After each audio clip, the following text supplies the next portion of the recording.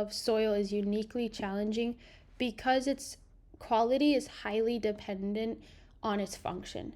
And its function is to support plant health in a lot of cases, or at least in this case. So we need a way to categorically determine whether it is fertile, not fertile, or somewhere in between. Here I have a way to automate this where you can input your data you get from a laboratory into this column, and then we can apply a method to basically assess which in this case is sandy loam soils.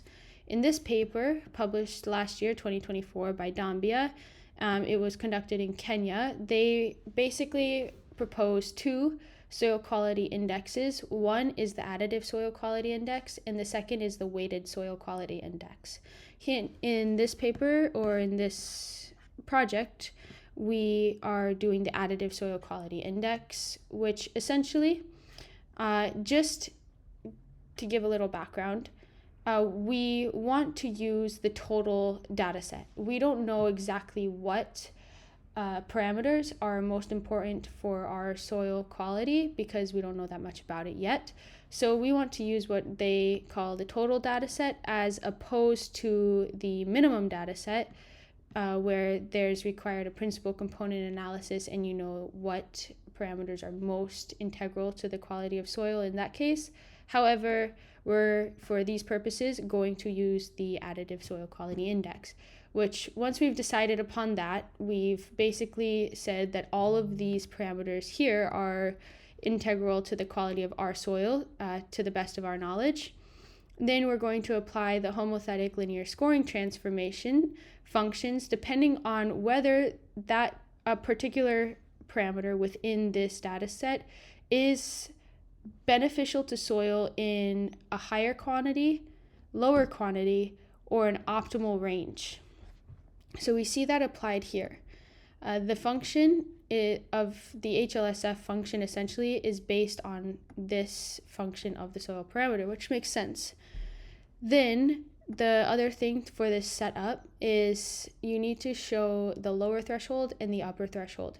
The lower threshold essentially this range shows in what quantities and what extremes that this parameter will become toxic to soil regardless of its function. So sand, in this case, sand is going to be not necessarily toxic, but obviously infertile if it's higher in the composition of more than 90% and less than 30% in sandy loam soils. Then, based on all of this for all of these parameters, we're going to actually apply the HLSF function on the recorded value. And we see here that we've essentially just taken all of these equations from the HLSF, put them into this cell, and are going to pull whatever equation, if that parameter is better in higher quantities, it's going to pull from the more better function and apply it to that recorded value. Now, we see we've done that across all parameters here, and it leads us to our third step, actually applying the ASQI function. So we see that here we have the additive soil quality index as described by Dambia, and it's essentially just taking all the parameters and summing it up by the number of parameters, or dividing it by the number of parameters, sorry. And we do that, it gives us a number between 0 and 1, 0 being there is no progress towards fertility, and 1 being the achievement of fertility. So we see in this case, the recorded values that we have is essentially not super fertile. It's kind of somewhere in between, not good, not bad. It's up to whoever's using this to determine what takeaways they want to bring from that. But I would say that this is not going to support the plant health that I would believe that they are wanting. In this case, this rest of this is just an indexing.